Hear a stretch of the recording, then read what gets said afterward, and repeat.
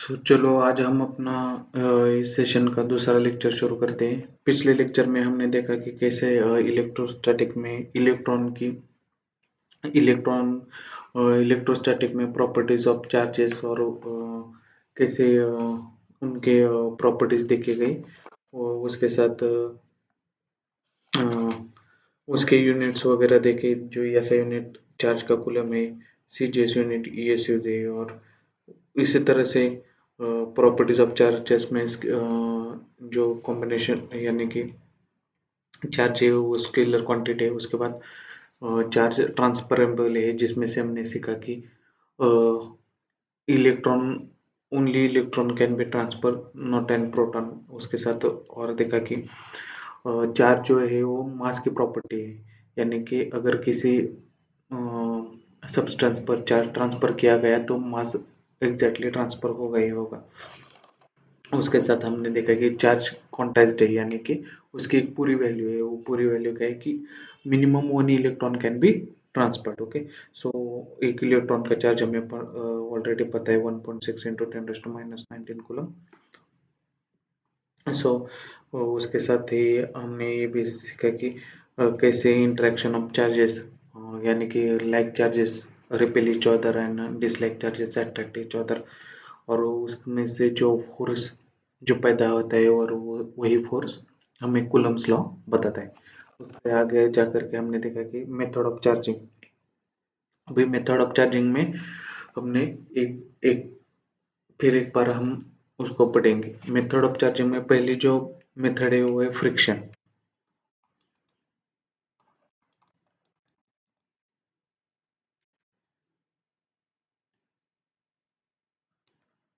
Friction, अभी friction में क्या होता है कि आपने कभी देखा होगा कि आपका जो कुंभ है, कंघी है, वो आपने बालों पर घुमाई तो और उसको अपने पेपर पर रख दिया तो पेपर को वो अट्रैक्ट करती है। ये किस वजह से होता है? क्योंकि उसमें चार्ज डिफरेंस पैदा होता है। जब आप कंघी अपने बालों पर घुमाते हो तो कुछ चार्ज कंघी से बालों पर ट्रांसफर हो जाते हैं, और ट्रांसफर हो जाने के बाद इलेक्ट्रिकली वो पॉजिटिव या निगेटिव चार्ज होते हैं।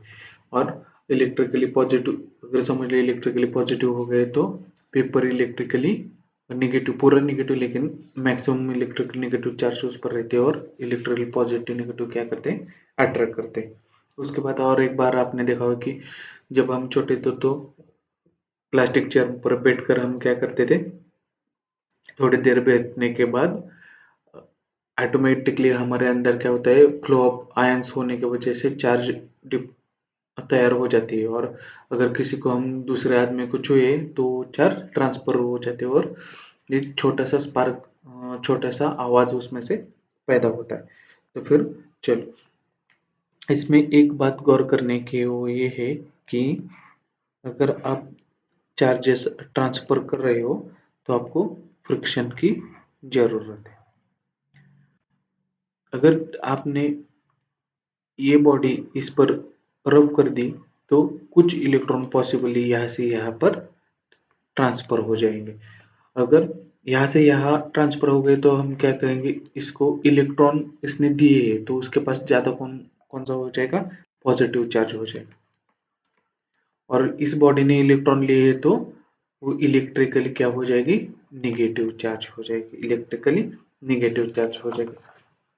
उसके बाद क्या है? हमने पहले ये बताया है कि क्या है कि जो चार्ज है वो मास की प्रॉपर्टी है, यानी कि अगर चार्ज ट्रांसफर किया गया है तो मास भी क्या हो जाएगा? ट्रांसफर हो जाएगा। अगर हम समझ लो ये बॉडी ए है और एक बॉडी बी है, तो अभी मास के और पर देखें तो इनिशियल मास हम देखेंगे एम नॉट ए, और इसका इनिशियल मास हम लेंगे एम नॉट बी। तो फिर यहाँ से यहाँ पर चार्ज ट्रांसफर किया गया है, यानी इलेक्ट्रॉन ट्रांसफर हो गए, तो मास भी क्या हो जाएगा? कम हो जाएगा। तो एम नॉट फाइनल क्या हो जाएगा हमारा?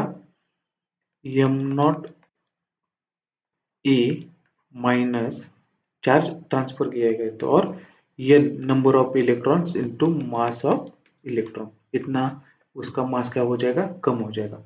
और बी का इससे opposite M naught B final, यहाँ पर ए लिख लो, M naught A final, M naught B final, कि ये क्या होगा, M naught B initial my plus, अभी इलेक्ट्रॉन यहाँ से बी, ए से बी की ओर आए हैं और तो मास बढ़ जाएगा, तो M naught B initial plus N into mass of electron, यह आपको याद रखना है। उसके बाद अगर हम यही फॉर्मूला आपको बहुत मददगार साबित होगा आगे जाकर के। नेक्स्ट है वो है charge, transfer of charge without touching. यहाँ पर फर्स्ट में हमने देखा एक दूसरे के साथ टच कर रहा है, रब कर रहा है, उसके आगे जाकर देखेंगे विदाउट टचिंग। विदाउट टचिंग कैसे किया जाता है कि यहाँ पर इंडक्शन यूज किया जाए, इंडक्शन।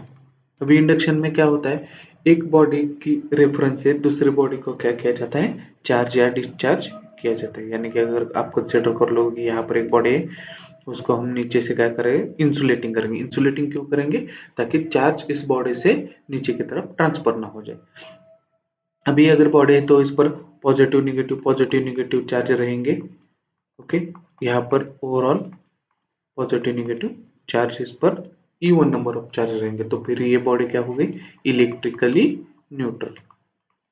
न्यूट्रल, अभी इलेक्ट्रिकल न्यूट्रल रहने के बाद हम क्या करेंगे, इस बॉडी को एक रॉड जो कि पॉजिटिव चार्ज है, जो कि कैसे है, पॉजिटिव चार्ज, उसके नजदीक आएंगे। नजदीक लाने के बाद क्या हो जाएगा कि नजदीक लाने के बाद फोर्स, जो हमने फोर्स देखा है, इससे क्या होगा, निगेटिव चार्ज पार्टिकल्स क्या होंगे, इस तरफ अट्रैक्ट होंगे और पॉजिटिव चार्ज पार्टिकल्स रिपेल हो जाएंगे। नेगेटिव चार्ज यहाँ पर अट्रैक्ट हो गए, पॉजिटिव चार्ज रिपेल हो गए। अब हमें क्या करना है, इसके आगे जा करके इसको क्या करना है, अर्थिंग करनी। अर्थिंग यानी क्या है, ग्राउंड, अर्थ को कनेक्ट करना है। और अर्थ की प्रॉपर्टी क्या है कि उस पर, उसमें बहुत चार्जेस एब्सॉर्ब करने की भी प्रॉपर्टी है और बहुत चार्जेस रिपेल करने यानी कि देने की भी, गिव करने की भी प्रॉपर्टी। तो फिर हम क्या हो जाएगा कि यहाँ पर पॉजिटिव चार्ज है और पॉजिटिव चार्ज मूव नहीं करते, ये पहले ही हमने सीखा है।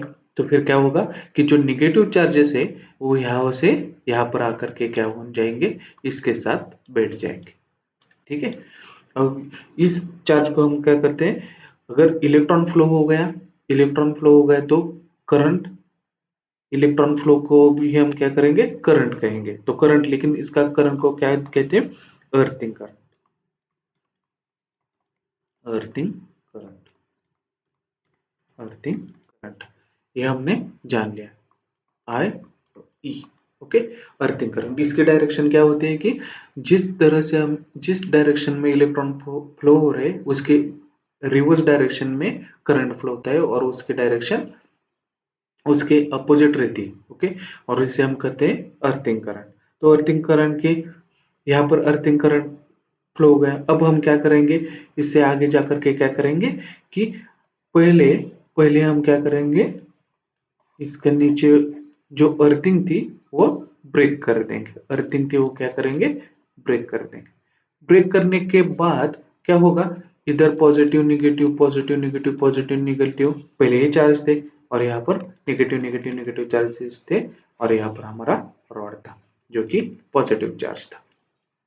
अब अर्थिंग निकालने के बाद हम क्या करेंगे, धीरे धीरे इस पैटर्न को, पॉजिटिव चार्ज जो पैटर्न है उसको दूर करेंगे। तो क्या हो जाएगा कि फिर से इनिशियल स्टेट में जो चार्जेस थे, निगेटिव चार्जेस जो कि यहाँ पर इक्विलिब्रियम थे, वो अपने अपने पॉजिटिव चार्जेस के साथ क्या करेंगे, जुड़ जाएंगे।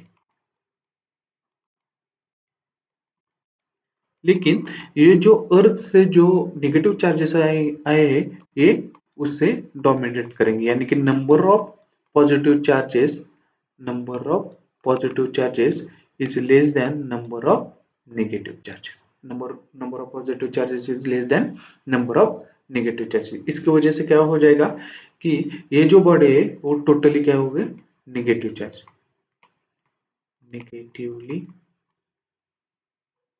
चार्ज। ओके, यहाँ तक हमें समझ में आया। अगर इसी तरह से नेगेटिवली चार्ज करना है तो हमने ये जो पैटर्न है वो पॉजिटिव चार्ज की तरफ लाए है। Okay, positive charge.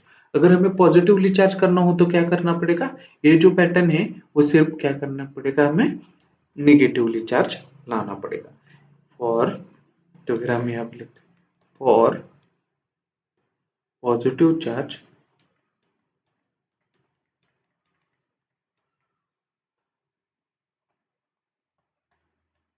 Negative charge band is necessary. Okay, यहाँ पर हमने ये देख लिया। अगर यहाँ पर दो चीजें बहुत इंपॉर्टेंट है, एक है जो अर्थिंग करंट है और उसके साथ कौन से वाले पैटर्न लाई जा रही है। ओके, अभी उससे आगे जाकर के हम ये देखेंगे कि और एक टाइप की चार्जिंग है वो contact contact charging. Contact contact charging. Okay, contact charging. Contact charging में हम क्या करेंगे कि दो बॉल है, उसको क्या करेंगे, एक कंडक्टर से कनेक्ट कर देंगे। ओके, अगर समझ लो दो कण चार्जेस है, एक पर है 4 कूलम और एक पर 2 कूलम चार्जेस है। अभी कनेक्ट करने के बाद क्या हो जाएगा, अगर दोनों के रेडियस सेम हो तो, दोनों के रेडियस सेम हो तो क्या हो जाएगा कि ये इक्विलिब्रियम पोजीशन में जाना चाहेगा। यानी कि अगर टोटल टोटल यहाँ पर 4 कूलम है और यहाँ पर 2 कूलम है, तो ये ऐसे क्या हुआ, कुछ इलेक्ट्रॉन्स यहाँ से यहाँ पर शिफ्ट हो जाएंगे। और जैसे शिफ्ट होते तो क्या हो जाएगा, दोनों पर इवन चार्जेस, यानी कि टोटल चार्जेस फिर कितने हो जाए, 8 कूलम हो जाएंगे। और जब हम इसको फिर से सेपरेट आउट करेंगे तो इसमें आधे चार्जेस बचेंगे और इसमें आधे चार्जेस बचेंगे। तो फिर अगर हम मान लिए ये बॉडी ए है और ये बॉडी बी है, तो फाइनली क्या होगा, ए बॉडी पर पहले कितने थे 4, लेकिन ये बॉडी पर फाइनल कितने होंगे, charges on A plus charges on B divided by 2, यानी कि 4 प्लस 2 डिवाइडेड बाय 2 यानी कि 3। ओके, इसी तरह से बी पर भी उतना ही, बी फाइनल क्या हो जाएगा, charges on B plus charges on A divided by 2, यानी कि 2 plus 4 divided by 2 is equal to 3। Okay, so आपको ये समझ में आया। अगर चार्जेस पॉजिटिव है, अगर चार्जेस नेगेटिव है तो क्या हो जाएगा, यहाँ पर देख लो।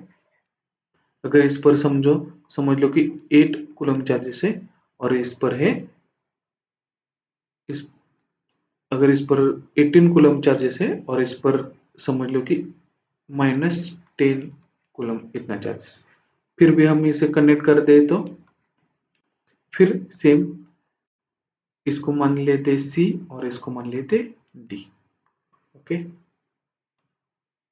तो फिर यहाँ पर क्या हो जाएगा, C final is equal to charge on C plus charge on D divided by 2, यानी कि 18 माइनस 10 डिवाइडेड बाय 2, यानी कि 8 डिवाइडेड बाय 2 कितना होता है, 4 कूलम। और उसी तरह से चार्ज ऑन सी फाइनल, वैसे ही डी फाइनल भी क्या हो जाएगा, -10 प्लस 18 डिवाइडेड बाय 2। ये आप आगे पीछे करोगे तो भी कोई प्रॉब्लम नहीं, ये तो 4 कूलम, ये 4 कूलम। ओके, वैसे ही अगर आपके लिए एग्जांपल है, आप तीन बॉडीज लोगे, इस पर है 10 कूलम, इस पर है 4 कूलम और इस पर है -2 कूलम, और इसका -2 कूलम, और इसका हम ये निकालेंगे कि पहले क्या करेंगे, इन दो बॉडी को अटैच करेंगे, रिलीज करेंगे, उसके बाद इन दो बॉडी को अटैच करेंगे और रिलीज करेंगे। और आपने बताना है कमेंट में ए फाइनल क्या होगा, बी फाइनल क्या होगा और सी फाइनल क्या होगा। ओके, चलो अब आगे चलते हैं। आगे का पॉइंट है हुए कूलम लॉ।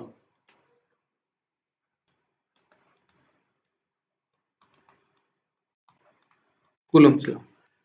अभी हमने पहले ही देखी है कि क्या, कि आपको पॉजिटिव चार्ज क्या करता है, पॉजिटिव पॉजिटिव क्या होता है, अट्रैक्शन होता है, रिपल्शन रिपल्शन। ओके, और नेगेटिव पॉजिटिव क्या होता है, अट्रैक्शन। ओके, तो फिर ये जो फोर्सेस है, जो अट्रैक्टिव फोर्स है और रिपल्सिव फोर्स है, वो किस फॉर्मूले से पता चलता है, तो उसको कहते हैं, उस फॉर्मूले, जो फॉर्मूला जिसने वो फॉर्मूला दिया उसका नाम है कूलम, इसलिए हम कूलम्स फॉर्मूला बताते हैं। ओके, सो फिर ये कूलम्स फॉर्मूला हमें क्या, कूलम्स लॉ हमें क्या बताता है, magnitude, magnitude of force, magnitude of force. तो चलो एग्जांपल के लिए एक लेते, और इसमें एक बात है, जो फोर्सेस, जो पॉइंट, जो चार्जेस हो, वो पॉइंट चार्जेस हो, जो चार्जेस हो वो क्या होने चाहिए, पॉइंट चार्जेस होने चाहिए, यानी कि निग्लिजिबल डायमेंशन। चलो फिर हम लेते हैं कि एक चार्ज है यहाँ पर है Q1, दूसरा चार्ज है Q2, और उनमें डिस्टेंस है R। तो फिर ये क्या होता है, फोर्स डिपेंड किस पर करता है, Q1 into product of charges, और फोर्स किस पर डिपेंड करता है, inversely proportional to distance between the square of distance between the. तो F is proportional to Q1 Q2 divided by R square, और इसको अगर प्रोपोर्शनलिटी कांस्टेंट K से मिलाया जाए, जो कि क्या होता है, उन दोनों के बीच का होता है, तो F is equal to K Q1 Q2 divided by R square, और K की वैल्यू क्या है, K is equal to 1 divided by 4 pi epsilon naught. K is equal to क्या है, K is equal to 4 pi epsilon naught, 1 divided by, sorry, 1 divided by 4 pi epsilon naught, और ये हमेशा क्या रहता है, कांस्टेंट रहता है, इसको क्या कहते हैं, constant of proportionality. Okay, constant of proportionality, constant of proportionality. इसके आगे हम जाकर के देखेंगे कि कूलम्ब्स लॉ जो है, अभी थोड़ा एप्सिलॉन नॉट क्या है वो देखते। एप्सिलॉन नॉट को क्या करते, परमिटिविटी, परमिटिविटी,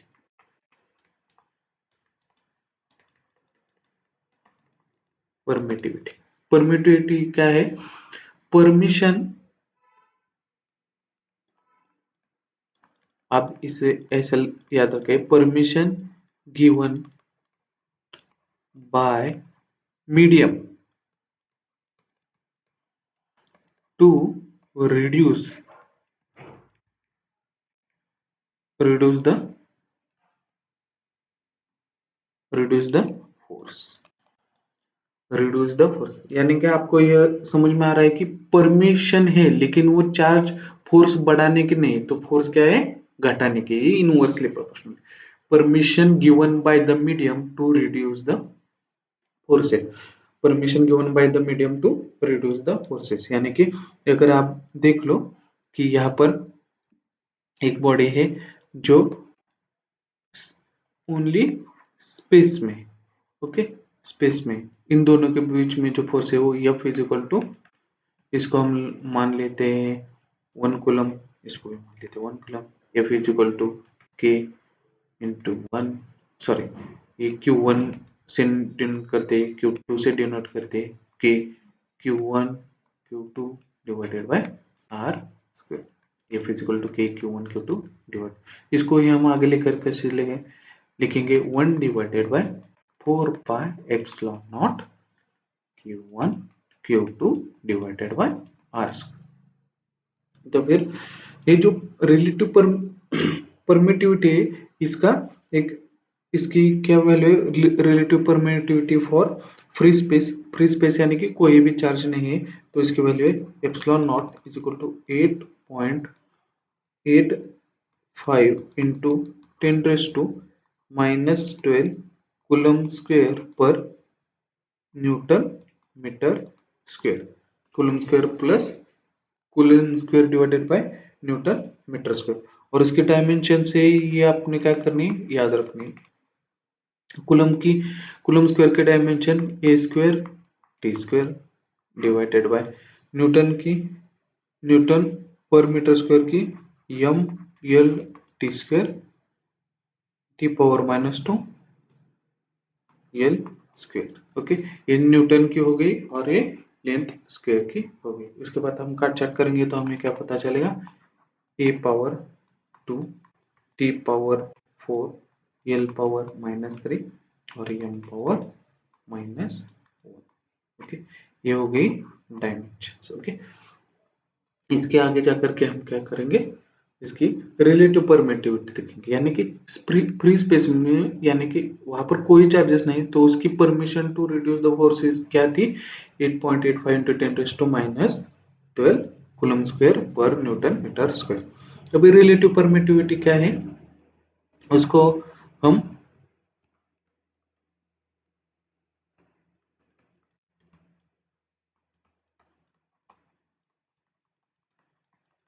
रिलेटिव परमिटिविटी को हम क्या करते हैं, डाइलेक्ट्रिक कांस्टेंट, डाइलेक्ट्रिक कांस्टेंट क्या है, डाइलेक्ट्रिक कांस्टेंट उसको हम के से डिनोट करते हैं एप्सिलॉन, और ये क्या होता है रेशियो होता है किससे, permittivity of medium divided by permittivity of free space, permittivity of medium divided by permittivity of free space और वैक्यूम। ओके, तो फिर अगर समझ लो कि वाटर की परमिटिविटी कितनी, डाइलेक्ट्रिक कांस्टेंट कितना है, वाटर का dielectric constant 60, A is equal to 80। ठीक है, तो फिर हम देखेंगे कि इसकी परमिटिविटी ऑफ वाटर कितनी हो गई, K इंटू एप्सिलॉन नॉट, यानी कि 80 टाइम्स इंटू 8.85 इंटू 10⁻²। ओके, जिसकी वजह से क्या होगा कि टोटल फोर्स, अगर हमने फोर्स लिख लिया F is equal to free space में K Q1 Q2 divided by R square, और इसको हम कह लेंगे 1 divided by 4 pi epsilon naught Q1 Q2 divided by R square. ये क्या हुआ है, फ्री स्पेस में F से डिनोट करते हैं। अभी हम वाटर को लेंगे, F वाटर में कितना होगा, इसका के एप्सिलॉन नॉट यानी कि 80 टाइम्स है, तो फिर क्या हो जाएगा 1 divided bye 80 into 4 pi epsilon not. ये आपको समझ में आ रहा है किस देर से है, इस रिलेशन से, इस पूरे वैल्यू का, इसका पूरा 1 divided by 4 pi epsilon not, ये तो आपको पता है। तो फिर क्या हो जाएगा into Q1 Q2 divided by R square.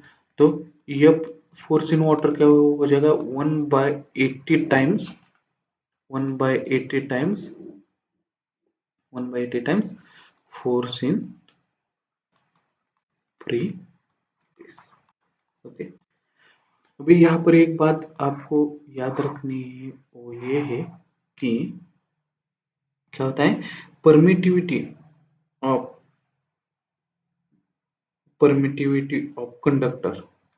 Conductor की परमिटिव कितनी होती है, इनफाइनाइट होती है। यानी कि अगर आप दो चार्जेस रखो Q1 Q2, और उसमें अगर आपने कंडक्टर रख दिया, तो इन दोनों के बीच का फोर्स कितना हो जाएगा, F is equal to 1 divided by infinity into K Q1 Q2 divided by R square.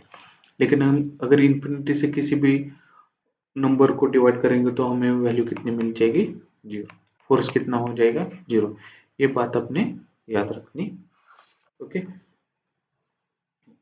तो चलो यहीं पर ये टॉपिक खत्म करते हैं। अगर आपको वीडियो लाइक आया तो प्लीज सब्सक्राइब कर देना। Thank you.